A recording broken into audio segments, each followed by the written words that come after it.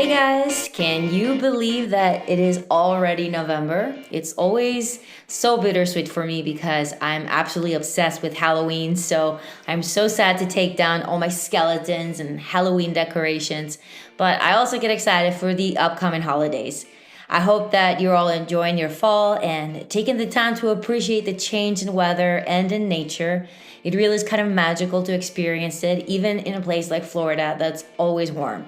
At least it is much cooler now, and I don't feel that I need to put on a pound of sunscreen every time I go on the court to teach. I hope that you're enjoying the episodes so far. We truly have covered so many different topics, from coaching to coaching lifestyle to gear, club management, other racket sports, the mental side of the game, doubles, being a tennis parent, owning a tennis club, sustainability. It's been so fun. And today's episode, I'm covering a topic that we haven't really discussed before.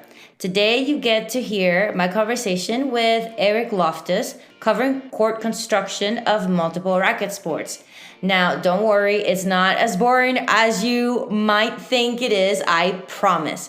Eric has a great personality and he shared so much with us. We covered some spicy topics like pickleball taking over tennis courts and the noise issue with pickle, the challenges for building more padel courts, why we don't have red clay courts in the US, to name a few. And I know you won't want to miss out on this conversation. Now, while I think it is important to recognize challenges in our industry, I am a big believer in staying solution-oriented and not dwelling on the problem. So if there are some solutions or thoughts that you have regarding any of the challenges discussed here, please reach out to me. I would absolutely love to hear from you. Visit our page at vidatennispodcast.com for ways to contact me, or simply look at the show notes. Make sure to check out our page though and check out our other episodes. Get ready to learn from one of the best out there, only here at Vida Tennis. Enjoy!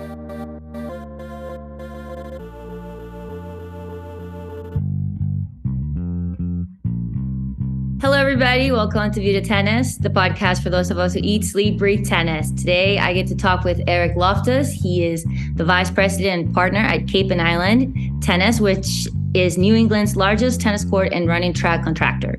He is also the president of Northeast Padel, a full-service padel construction, management, and logistics firm. Before entering the sports construction business, he was in sales and business development in the investment real estate industry. Eric's an avid tennis player and lives in Cape Cod. Welcome, Eric, to Vida Tennis. Did I get all of that right? You nailed it. Thank you so much, Jen. Thanks for having me. Thank you for being here. I'm excited to learn about something that I'm actually not too familiar with, the construction world. So how did you get into that whole world of building tennis courts and padel courts? How did that happen? Yeah, I mean, I kind of got lucky, really. I grew up in this town, so we're in Cassett, Massachusetts. It's a part of Bourne. And I grew up here, and the founder Gordy Pierce started this company back in 1972. It was a relatively small contractor, but very high quality, had a great reputation. I grew up with his kids and his nephew specifically. I moved away. I was up in Boston and all sorts of other places, really. I was working a bit in the investment real estate side of things, and wanted to move back to Cape Cod. And they were looking to kind of grow the racket sports division of the company. At that point, it was almost all tennis courts. And the founder's nephew is a very good childhood friend of mine. And Christoph, he runs the track side of the business. And I came in to run sales. So it was a great way to come home and work with a family friend, a longtime childhood friend, build something up in a recreational industry, and it's kind of stuck to it. So over a number of years, I took over the division, and we're kind of in the process of purchasing the company from the founder. So we're kind of off for the next generation, and kind of really, really excited. I feel very fortunate to be able to be in this family business that does such great quality work with someone I've known since I was 12 years old, and we can still remain good friends. I joke that we work very well together because we don't work together. So he runs his side of things, I run my side, and it seems to be working so far. That's awesome. And do you get to play racket sports? I mean, I know you play tennis, right? Yeah. So, I mean, realistically, I played baseball, football, and actually played rugby in college, but I never picked up a racket till I accepted this job at 34 years old. So that's Oh, before, wow. yeah, I'll be 47 next month. So I figured I had to learn these finesse games, but now I'm all in. So I play platform. I played tennis, platform tennis in the winter. I just started learning squash this last year, which has been very humbling. And now starting to play paddle or padel as well when I can and where I can. So what are you guys building the most for now? Like where are you seeing the most growth, I guess? Is it in tennis still, or is it in pickleball or padel? I mean, padel's growing a lot, especially in the Northeast. What are you guys seeing? What are some of the trends? Yeah. So, I mean, before the pandemic, I would have told you that tennis was flat at best. It's always did well in certain demographics, the country club, the high end residential, certain socioeconomic classes for what it's worth. And then, of course, every school has tennis courts, right? Both public and private. So there was always kind of a steady business in there, but the pandemic has really boosted all racket sports because tennis was one of the few things that you could do. You got four people on 7,200 square feet. You have social distance. You could play Right. tennis outdoors, and of course, pickleball has this tailwind effect as well. To answer your question specifically, we're still building more tennis courts because we still do so many large batteries of courts. We do a lot of college and private school work. There's plenty of opportunity to build pickleball courts, a lot of backyard. So one thing about a pickleball court is you don't need as much space, right? So it opens up a Yeah. lot of backyards for racket sports. We're fortunate that we're over a year out for any new work right now. So we're kind of pick and choosing our jobs. But I would say the demand is strong for both right now. And then, of course, Padel is just about to knock down the doors of the United States here. It's really just ready to burst here, especially in areas such as Miami. You're down in Florida, right? So in Florida and San Diego, and then there are little pockets of Padel in Philly. Now it's coming out of New York, and we got a number of projects coming online in the Boston area for the spring of 24. So we'll kind of see where we go with this, but I think really it's really good time to be in racket sports across the board.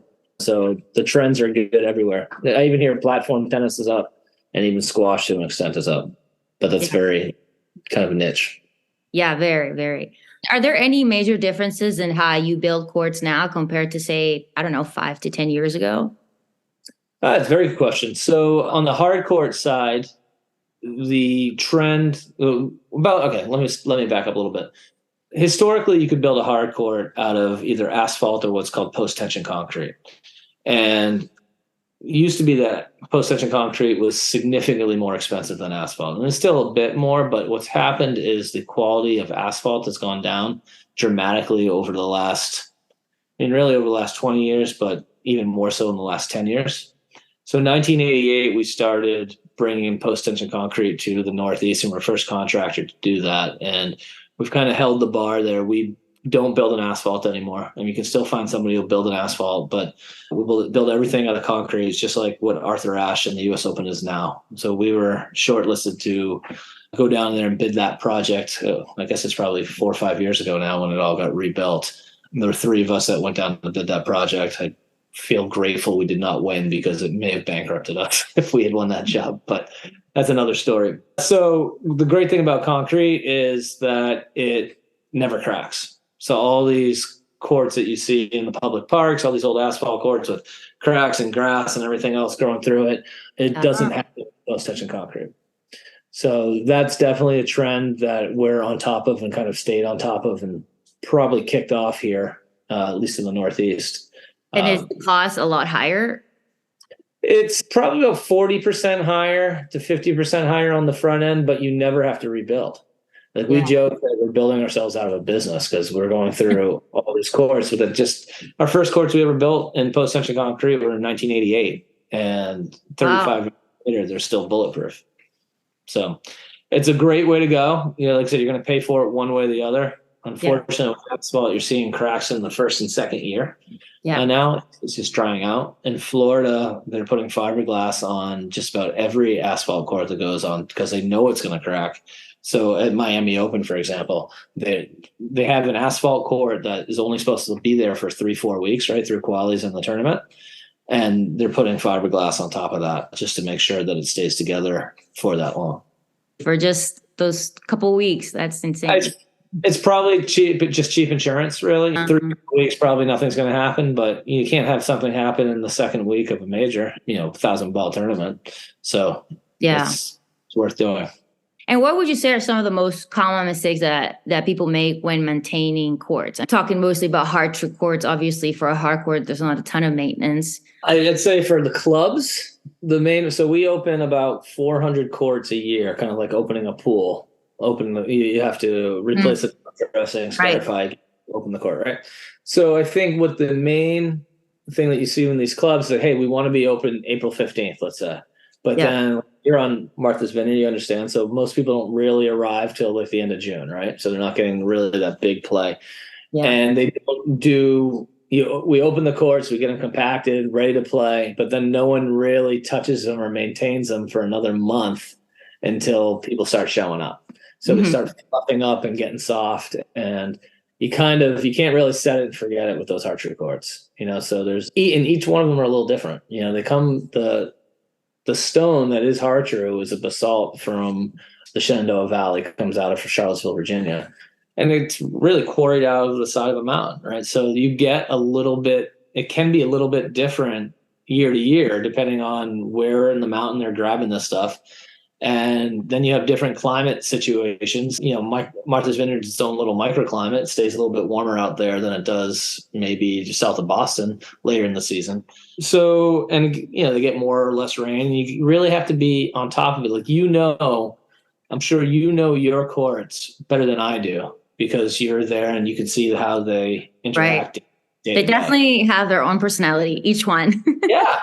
And it's kind of unique, but you're right. It's the person. I always say, like, listen, we can set you up for the season, and you're going to be more of an expert if you're paying attention, you're going to be more of an expert in a month than I am on your court. Yeah. And I can tell you how to tweak things if you're not getting the exact results you want, but you're going to know when to dial back the water, add calcium chloride or magnesium chloride, how much to do. So they're nuanced, but it's like a bit of a labor of love. I tell people when they're building a court, you either it's like maintaining a lawn or a yard. You want to love to do it yourself, or you better have somebody who's going to do it. And I hear a lot that all the courts that are getting built now, the Hartrue courts that are getting built now, are mostly hydro courts. Is there no construction of, just regular above water irrigation courts at the moment? I wouldn't say there's none. Hydro court is there's a couple. Subsurface irrigation is a couple different brands of how the courts are watered from underneath versus being sprinkler irrigated from the top, right? Mm-hmm. So you use less water because a lot of times if you have a windy day and you got sprinklers going, you're going to lose a lot of that to evaporation and wind. You get more uniform coverage of water because it's all being watered up from underneath. So if the system's running right, then they're being essentially perfectly watered at all times, rather than kind of missing a spot in the corners. And one thing from a club perspective, a lot of clubs, I play at a club that has sprinkler irrigated old clay courts that are top dressed with Hartrue. Between 11 and 1 each day, they're shut down, they're watered, they're rolled, and everything else. If you have the hydro courts or the subsurface irrigated courts, you don't have to shut them down in the middle of the day. So especially now, we have this surge in racket sports, right? And demand for courts. To have those extra 2 hours, those are usually the hottest part of the day, but in the spring and fall and maybe a little cloud cover, it's still extra time that members or people can play and use their courts versus having to be off them.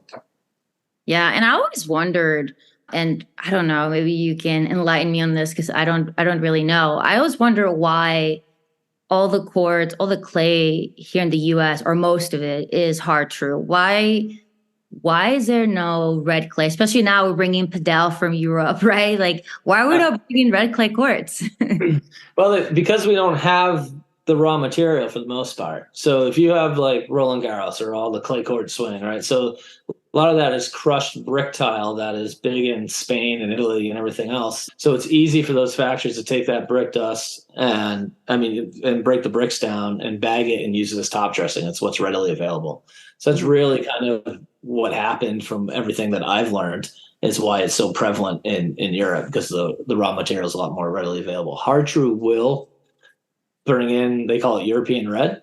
But they will bring, you can get that brick dust and top dress it. We built a subsurface irrigated red clay court last year. It looks great. I mean, it's really, really cool, but realistically, you're building it mostly in Hard True because of the way that the water migrates through the system. And then you're just capping it with the red brick dust on top. So you can do it, but it's a lot more expensive. To get it from Europe. Obviously, you're bringing pallets and pallets of smashed clay tiles or brick dust, essentially. Because you can't find that here? No, I mean, I suppose in certain parts of the country you have, it's just not readily available as a tennis product, Okay. And maybe there's a market for it. Obviously, Hard True is a great product. It definitely holds water well. It remains hard, remains stiff. It's great to play on. And I guess in some areas maybe it's good enough, and people sometimes want that exotic color. But what's interesting about like Roland Garros is that's actually limestone underneath, which we don't really have up here in the Northeast. The whole construction is a little bit different. So tradition a lot of times is using what you had in place, and a lot of times in Cape Cod and Martha's Vineyard especially, there are these clay courts out there that people would just take clay, even from like the Gay Head Cliffs, and just put it down in their backyard and compact it. Now they got a clay court. And that's how a lot of those courts, there are places up in Chilmark that are built like that. Oh, really? I haven't seen that. I saw the red clay courts in Nantucket. Yes, Wisconsin. So that's top dressed with a product called Hatica, which is a shale out of Vermont. So you can get it, but if you'll notice that red is almost like a deeper, more maroon than, let's say, the red brick of the French Open. So yeah, you can kind of do it. You can't really build with that stuff. It's not stable enough. I won't bore you with all the details, but you can top dress with it. You can use that as clay. So yeah, that's a beautiful, iconic club out there in Nantucket. And we do a couple of those, and we open a couple of clubs with that product as well. I was going to ask you if you guys do grass courts at all. No, we haven't. There's not enough. I always say there's not really enough of a market to become experts in it. You need like the guys who are really, really good at it. Let's say the guys at Longwood, there's probably, I could have this wrong, but I think there's only 5 or maybe 6 grass court clubs in New England. And they got to have a staff who, it's almost like having someone who's an expert at putting greens in a golf course. Yeah. Those guys just really aren't readily available to be the expert, as far as like care and maintenance is concerned. So there really hasn't been much of a market for that. And we've never gone down that road, like I said, because it wasn't worth training the guys for it. Yeah, interesting. And it definitely would be more for a seasonal place, because I've taught at grass court clubs, and I mean, by the end of the summer, those courts are done. So yeah, there's no way you can have that around. Well, I know, like I kind of bringing up Longwood again, up in Chestnut Hill, which is a beautiful, I don't know how many grass courts they have, but a lot. And they'll rotate usage, right? So watch the Wimbledon tournament, right? You're basically playing on dirt behind the baselines at the end of that tournament. Versus grass. Yeah, exactly. Now, okay, let's get into some pickleball conversations, because I have some juicy questions for you. All right, I'll see if I can be politically correct here. Well, I'll start with an easier one. So, are there any solutions in the construction, on the construction side? Are there any solutions around the noise factor for pickleball, like creating some kind of sound barrier or anything like that? I know that there's talks about changing the ball and that doesn't make as much noise and things like that. But on the construction side, is there anything coming up there? Yeah, there's a couple things out there. There's this company called Acoustablock or Acoustafence that's been out there for a number of years. And I think, if I have heard this right, they kind of accidentally found themselves in the pickleball business. they were creating these noise dampening curtains that hang from the fence, mostly for like an industrial factory type situation. A big loud piece of machinery, let's parting off the area out there, cordon off the area. And then people started calling them left and right about pickleball, and then all of a sudden they put some person on there. Is like I talked to them at one point. They're like, all I do all day is field these pickleball courts. That's their dedicated job. Oh, like, wow. So it's pretty wild. It doesn't. It's not a magic bullet. It's a big heavy curtain that's kind of like a rubber mat with different layers in between, but it does, according to acoustic engineering and testing, does minimize the effect of the noise, especially the further you get away. I've learned a little bit about this. I'm by no means any expert, but from what I understand, the way sound travels, it's exponential as it lessens, for lack of a better term. So if you go twice as far away, it's not twice as quiet. It's almost like 8 times as quiet. So as further you get away, it gets less and less. So, and the closer that you put the sound barrier to the, let's say, offensive sound, the better it is at blocking it. Now, on the other side of this, I was at one facility where they put acoustic block around a golf course, right? And they put it on every panel of this double pickleball court. So they're on all the fences were covered with it. And it created such an echo because all the noise, if you get out there and you start talking like we are right now, and it's echoing in there because the sound's bouncing around like crazy. So you're trapping it in, and never mind, now you got an 8-foot fence, now it's all going up. So in a perfect world, if you had a 20-foot fence around a pickleball court and you put it close enough to whatever, let's say, housing or wherever people may be offended by the noise, 20 feet should be high enough to trap the noise coming out. 10 feet is okay. Anything below that is no good. So that's one product. We've used it. We've seen it. It definitely helps. There's noise now. You can make a good living putting on pickleball noise studies right now if you want to, because everybody is trying to figure out the noise issue. And I kind of alluded offline about the project we have here in Falmouth. And there's a new project coming on basically to alleviate the pickleball demand and put it in a way that it's not going to be noisy, but they're insisting on a sound study on this as well. There's another product out there. I've been involved with the pickleball construction and maintenance manual put out by the American Sports Builders Association. It's basically a standardization of how courts should be built around the country. And there's another product that instead of deflecting the noise, it's more designed to absorb the noise. Like if you've ever been in a restaurant with high ceilings, you can see the panels on top. There's kind of a soft fabric.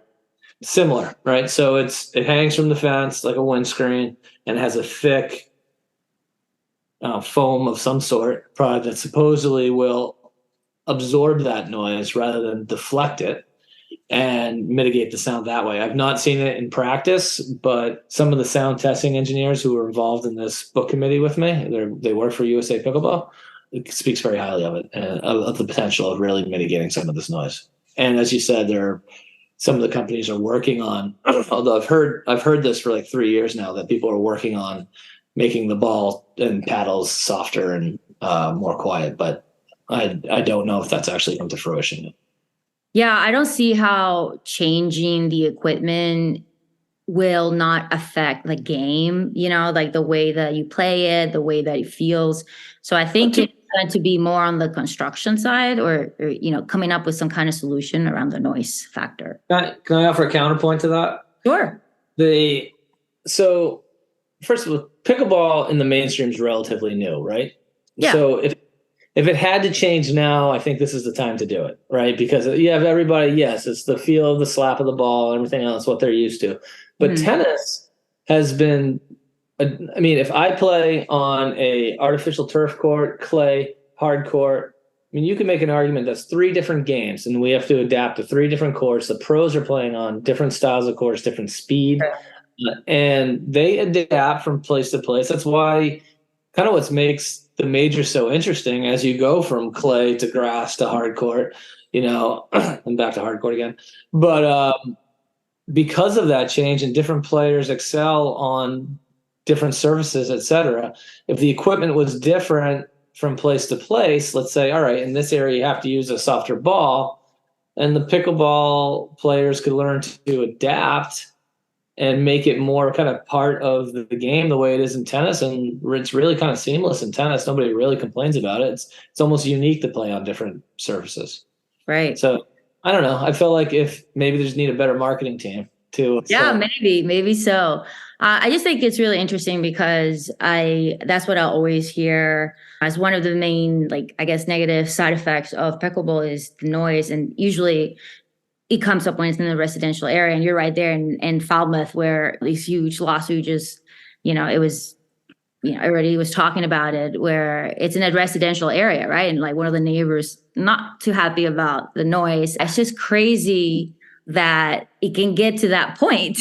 Like, yeah, I mean, you're next to tennis courts, you're next to pickleball courts. Like that kind of just comes with it, right? It's like if you buy a house next to an airport. I mean, I don't know. There's so many intricacies, and I don't know the legal side of it, but it's just like crazy to me that it can get to that point where it's that serious. It's definitely polarizing, and there's two sides to every story, of course, right? But yeah, I live in this area. The courts that we built are right down the street from my house that have been under lock and key we built them, I guess, over a year and a half ago now, and they were open for 6 months, and they've been under lock and key for a year now because a neighbor, he has a house next to a school. The courts got rebuilt, and he wasn't happy with it. There was some compromise trying to be made with the pickleball folks who didn't really follow the rules, so to speak. And then they got serious and got a judge, and now it's under what's called a temporary injunction. And what's likely going to happen here is those lines. So what it is, it's 2 tennis courts, a single pickleball court, and a basketball court. But on the 2 tennis courts, there are 4 sets of pickleball lines, right? So what will likely happen here is those lines will be painted over, and the pickleball court will be pulled out, and maybe put kids Foursquare or something in there for the students at the school. And that will probably assuage the issue. So at least you can start using them for tennis, right? So they're in the same time in Falmouth here, there's another project under design to build 12 to 16 pickleball courts in a location that shouldn't be offensive to people. We'll see. Yeah. And like I said, there's going to be but they're doing a sound study because there's condominiums 500 feet away. But with noise mitigation, everything I've read so far, there shouldn't be an issue as far as offensive sound to a decibel level that can be proven as offensive or louder than anything else. So hopefully there is an elegant solution here, but like these little rules and all of these are being tested in towns all over America right now for sure. Yeah, no, it's really interesting too, because even at a club, if you're building pickleball courts around golf, more so than tennis, they like their silence, they're a little bit more serious about that. And yeah, I don't see how it wouldn't affect golf. So I think, pickleball really needs to come up with a solution to that so that it stops, pissing people off. But yeah, I mean, hopefully in the next few years that will change.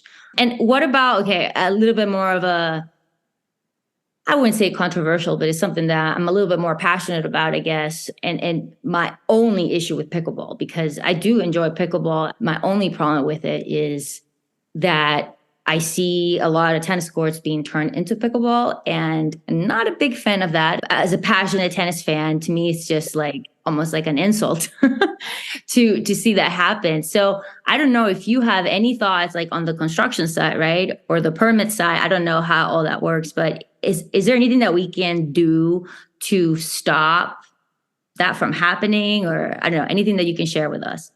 Yeah, I mean, I think what you're going to have to do, I mean, you can't right now in pickleball, demand's outstripping supply by dramatic levels, right? So people want to play. I mean, that's for real.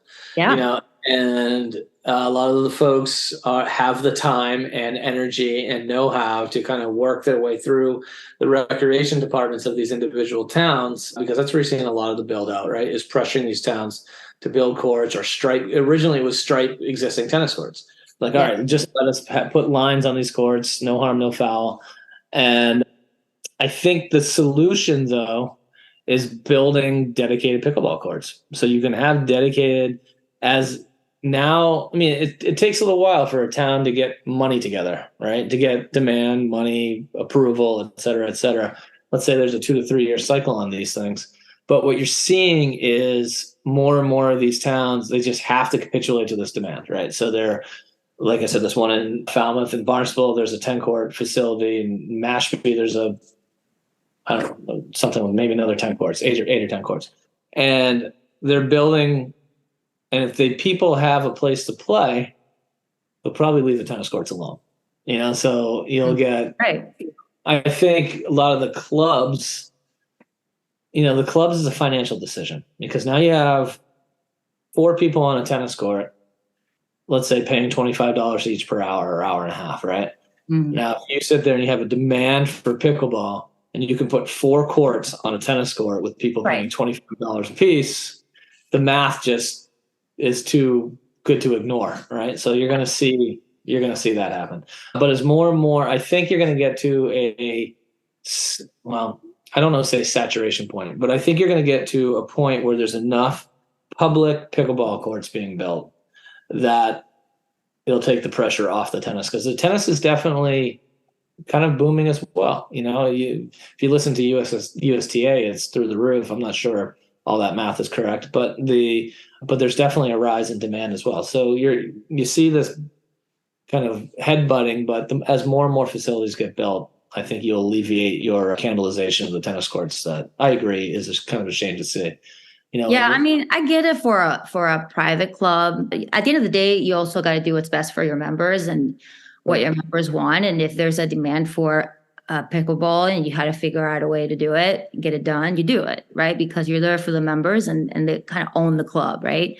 But for a public space, that's where I really have a problem with it. And I just don't understand how that can happen. And to me, it's got to be a money saving thing. So I don't know if you just give me like maybe a ballpark idea of what is it cost wise. What's the difference between laying down a court from ground zero or just turning a tennis court into a pickleball court? Like, how much money are you saving there? It's a lot cheaper to convert the tennis court, right? So what happens is the squeaky wheel gets the grease, right? So you get these. We'll just say the pickleball population, because they are the ones who are kind of driving a lot of this right now, right? And to be fair, they're also driving reconstruction of tennis courts, because a lot of the facilities wouldn't be rebuilt as tennis courts, or a combination of the two, if it wasn't for the pickleball people driving the project. Mm-hmm. But so if they're coming in and they're saying, let's say you get some community advocates who want to play pickleball, and you're looking at an old beat up courts that maybe a town has let go for years and years. And they say, hey, listen, look, nobody's playing tennis.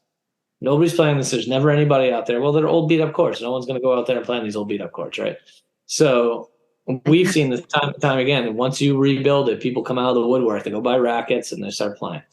But you have a community advocate group who wants to play pickleball, constantly calling the rec departments of these towns, saying, nobody's using these courts. Let us use them. Let's put lines down anyway. Just let's put lines down. It's going to cost whatever, $1,500, and we can get 6 courts out there on these courts. And then they're out there, and then they're saying, hey, these courts kind of stink. Let's rebuild them.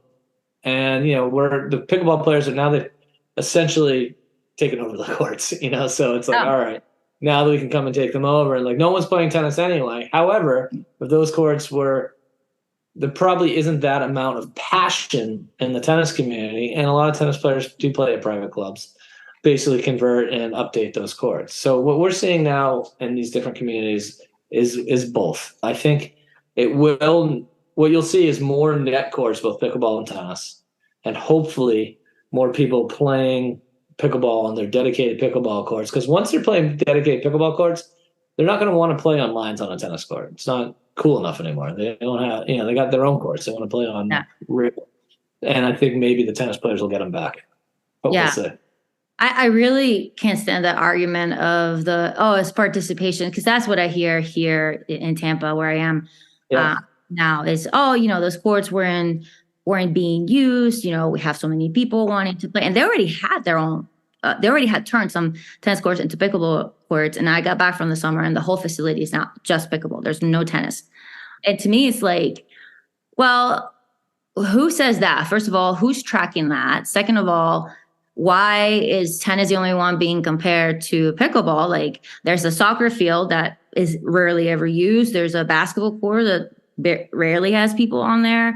And it depends what time of the day you go. So to me, it's just like, I don't know. I could go on and on and on about this, but it's just like such a shame to see that. And I just like, as a tennis coach and as a person that's loved tennis most of my life, it's just like, what do I do? Like, how can I stop this from happening? Is there anything that maybe our associations should be doing? Because now they're also promoting pickleball. So maybe like they can have grants, or I don't know, something to help in the construction of pickleball so that we don't lose tennis courts while growing pickleball.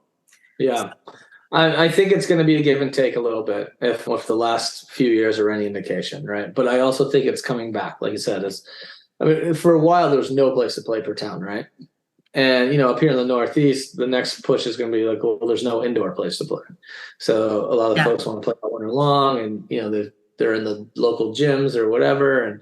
But the associations kind of have to embrace pickleball because they tried to put it off and kind of got burnt by it.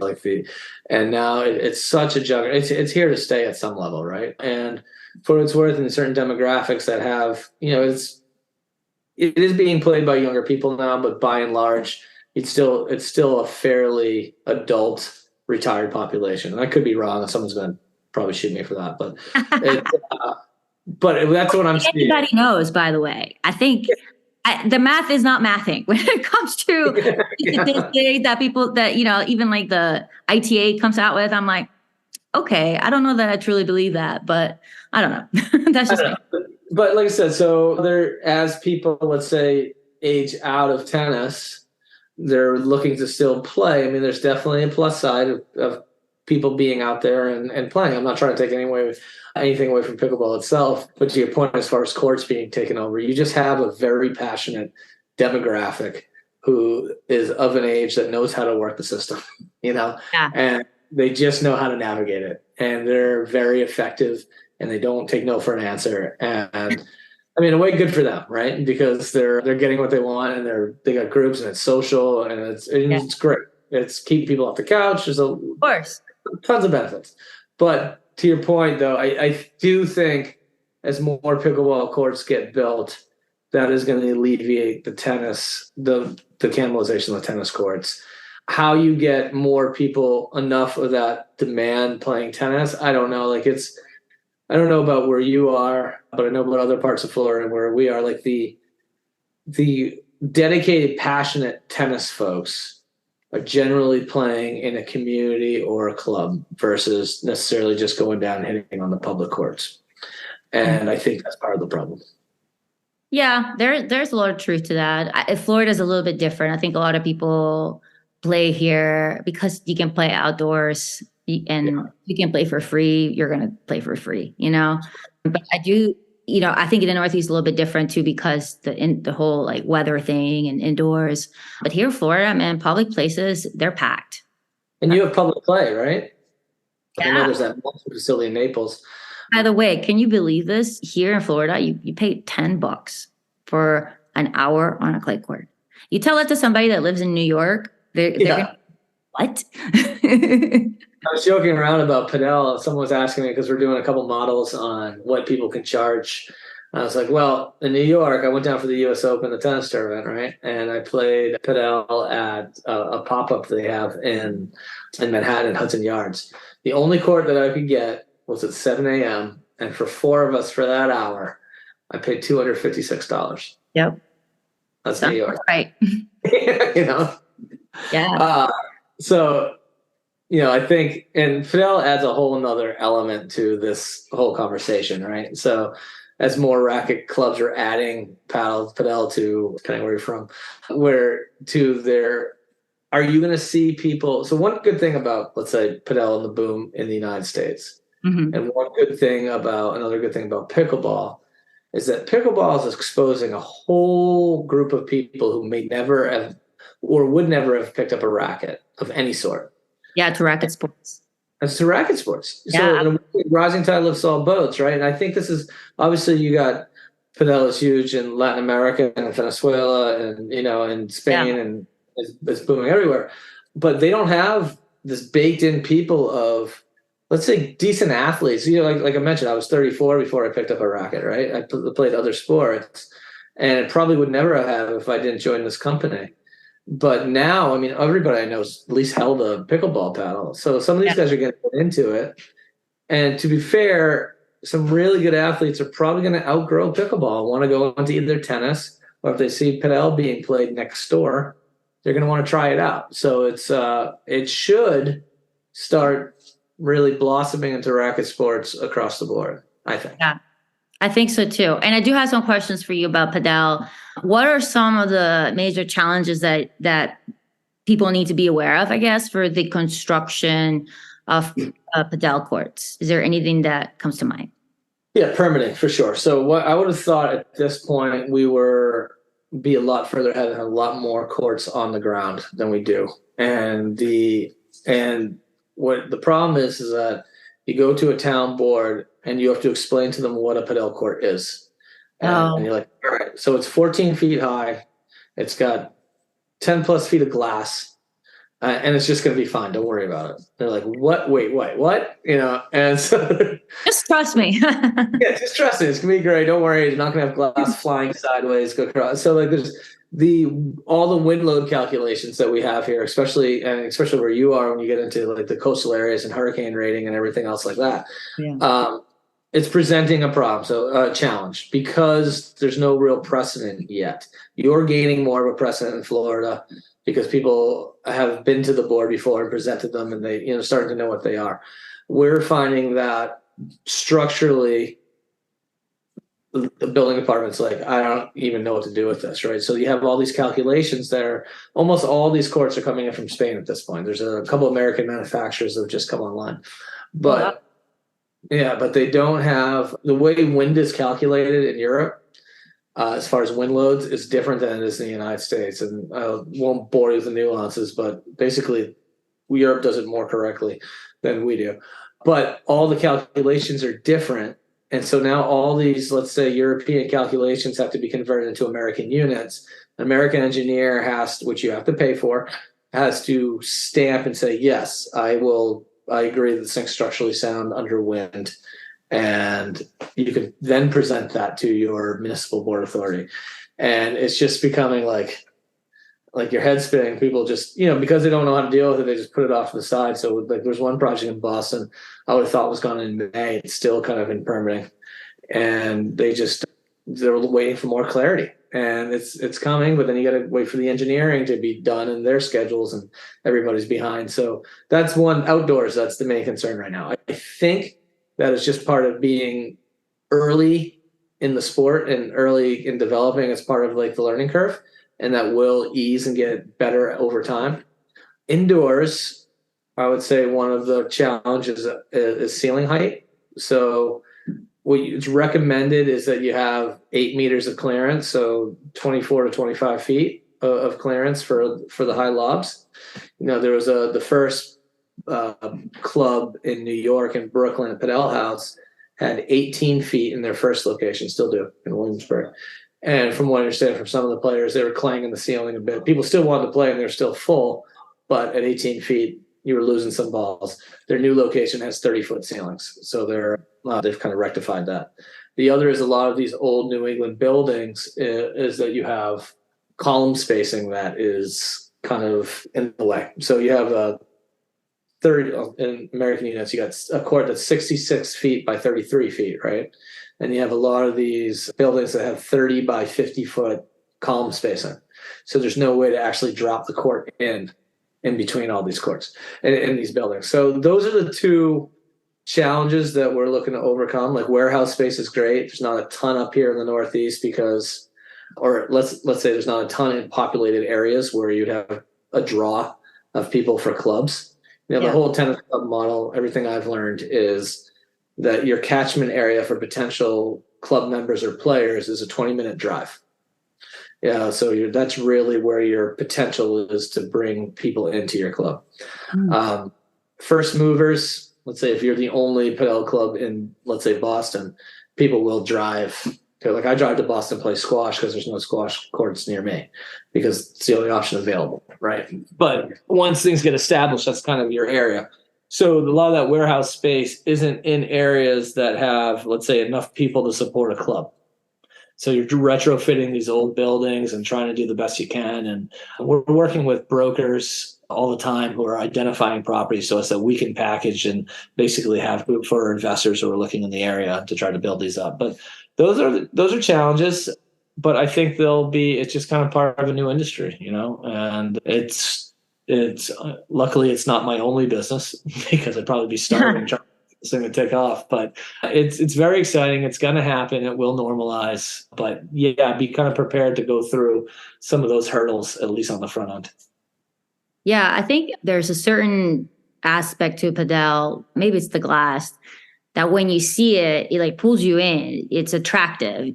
Cool, right? Yeah. Use this thing. I want to try this, and then you go in and like, oh, this is awesome, So I think a lot of people that play tennis, as long as, they're getting exposed to it, I think that it will naturally happen. I think it's going to take a while.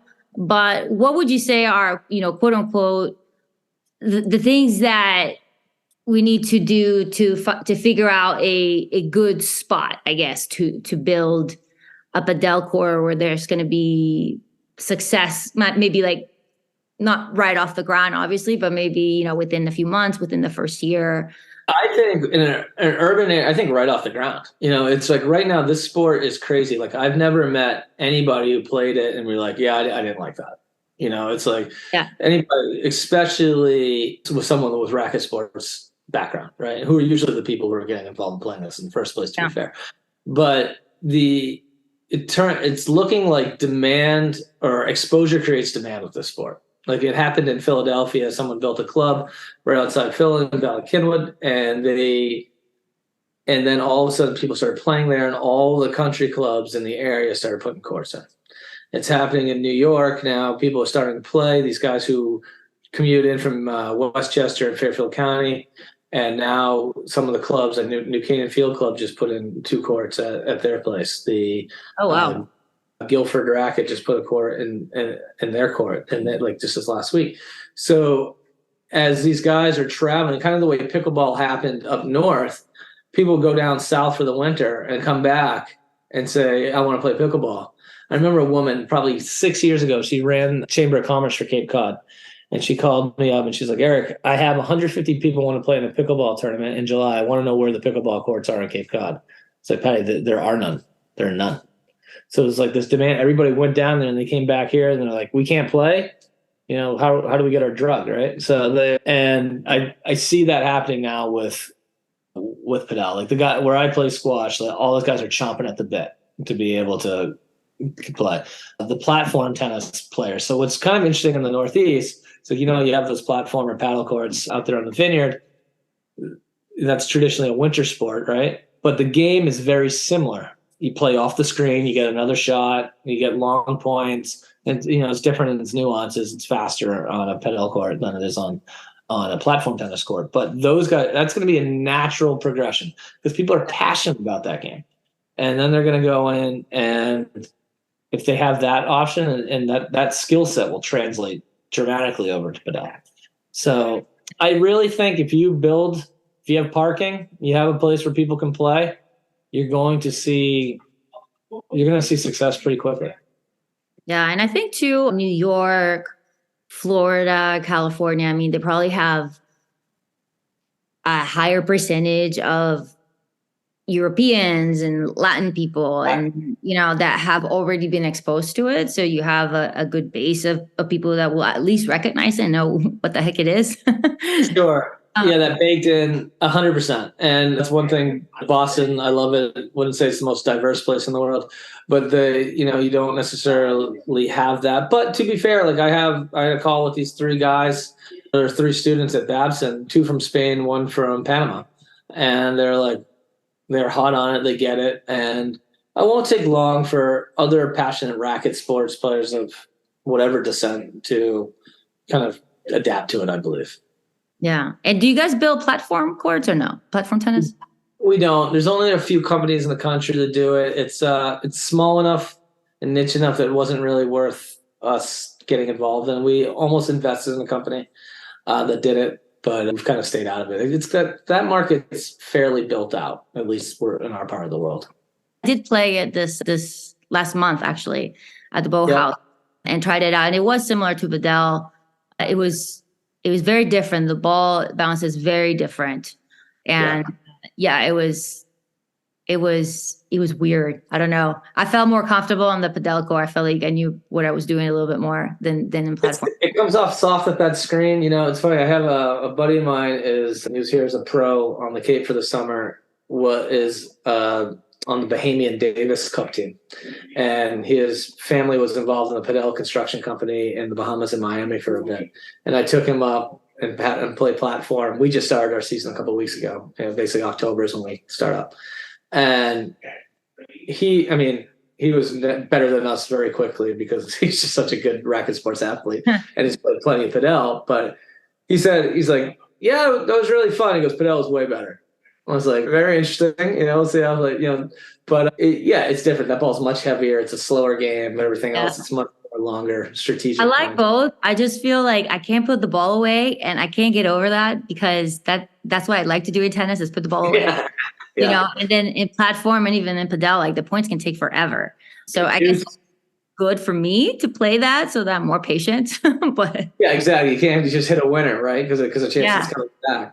One thing about Padel, the whole floor is in versus platform where you have like tennis court lines, right? Yeah. I haven't really tried it yet with Padel, but the big smash where you can come and bring it back. I don't know, maybe with your tennis skills and you can hit an overhead like that. Have you tried to smash the ball back into your court? No, I've not done a lot of overhead action yet, just because of my shoulder. But I try to work the angles a little bit more, and I love it. I mean, I don't get to play it as much. There were more courts in Tampa. There's like it's too far. It's like an hour, so I don't get to go that often. Yeah, me neither. I go to New York and play. So, but it's gonna change. It's gonna change. I think so. I think a year from now is a totally different conversation, honestly. Once it gets figured out. Yeah. Well, Eric, thank you so much for talking to us today. Before you go, I just have one last question for you. If you can share the Grand Slam moment of your career and the double bagel moment of your career. It can be on the court or on the business side, however you want to take it. Grand Slam moment. I mean, I think we're kind of in it. I mean, I'm very excited for the future here for the kind of all racket sports. I'd like to say maybe we're running up to the final in the Grand Slam. I don't know.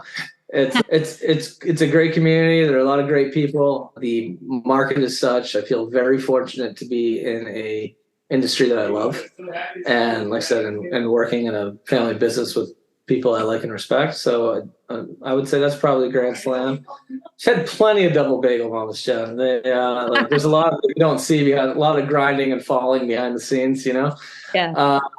Maybe we missed the initial boom on pickleball. If I'm being honest, I was a little bit snobby about it at the beginning. Almost I think all tennis players, true tennis players were. So maybe we didn't embrace it as fast as we could have, but hey, I don't know. Time will tell. But they're all learning experiences one way or the other. So absolutely. That's why I always ask that question, because we always learn from those moments. Sometimes those are the best. You gotta. Yeah. But well, thanks. So I really appreciate the time. It's been an awesome conversation. Thank you so much. Thank you so much for listening to Vida Tennis. I love that I get to share these episodes with you, and I really hope that you get something out of them. If you have had any light bulb moments or anything you want to share with me, please reach out to me at vidatennispodcast@gmail.com. You can also find me on Facebook and Instagram as Vida Tennis or Vida Tennis Podcast. I hope that you're killing it out there on and off the court, and I will see you next week for another episode of Vida Tennis.